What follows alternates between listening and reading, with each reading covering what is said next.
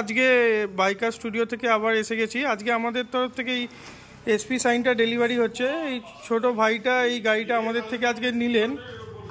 তো এই গাড়িটা ওনার থেকেই জেনে নেবো, উনি তো চালিয়েছিলেন এই গাড়িটা, কীরকম লাগলো বা কীরকম কন্ডিশনে উনি গাড়িটা নিল। গাড়িটা চালিয়ে খুব ভালো লাগলো। আচ্ছা, গাড়িটা খুব ভালো। আচ্ছা আচ্ছা।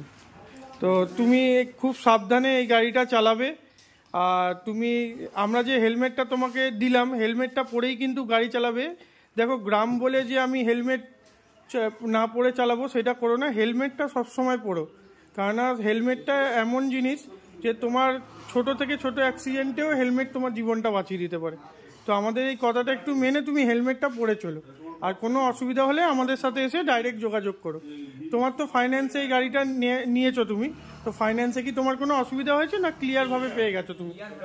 ক্লিয়ারভাবে পেয়ে গেছো, ঠিক আছে। তাহলে খুব ভালোভাবে গাড়ি রেখো। তোমার বাবা তো তোমাকে এই গাড়িটা গিফট করছে, তো খুব সাবধানেই চালিও আর নিজেও সাবধানে থেকো।